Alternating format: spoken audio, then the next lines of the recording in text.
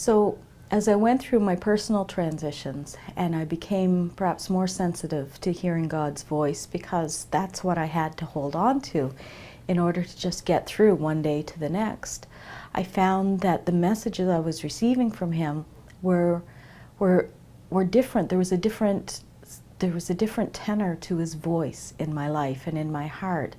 And what I was getting was a message of personal security that perhaps I'd never felt before, or that I'd never felt outside of the roles that I played. And those roles were authentic roles. Those roles weren't all about image. They weren't all about what I wanted the world to see. They were authentic.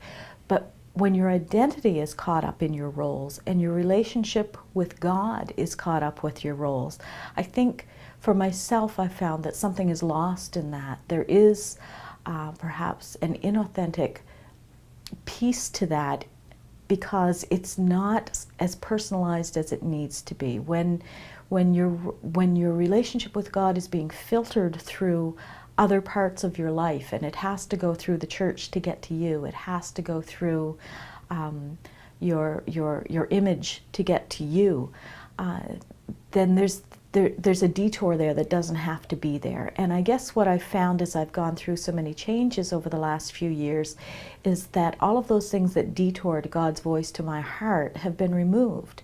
And that was a difficult process, and in some cases a painful process.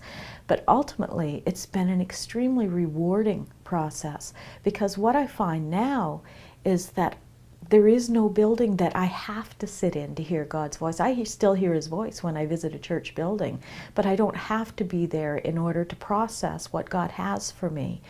I've managed to connect with some people in my life who weren't necessarily huge players in my life before all of this transition. And those people, I've come to believe, have been the church that God has planted around me. And I have relationships now with individuals that are so real. These relationships are not just based on what we do together or what we are involved in together, but it's heart to heart.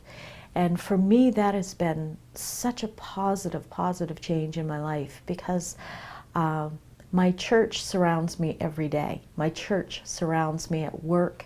It surrounds me when I'm at leisure. It surrounds me when I'm out with friends.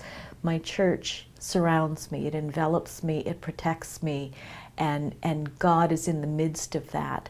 And when He says, where two or three come together, that He'll be there, I have experienced that in such a way in recent years, and especially perhaps in recent months, that it's just brought that scripture to life for me. That for me, He feels even more present when it's just two or three, when it's just a small group.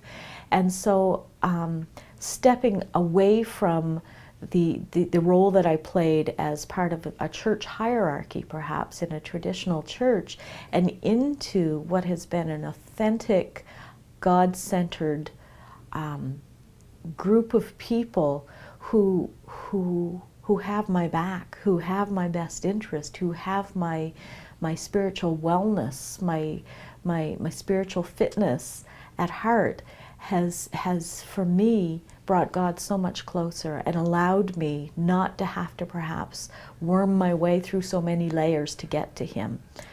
So that authenticity has been something that has built relationships. It's been something that's built my faith, and it's allowed me on a daily basis to feel His presence in my life, and to feel His presence as well in the lives of those around me. And that's been a blessing, and it's been a treat as I've grown older to actually learn this new thing that has become so foundational in my life.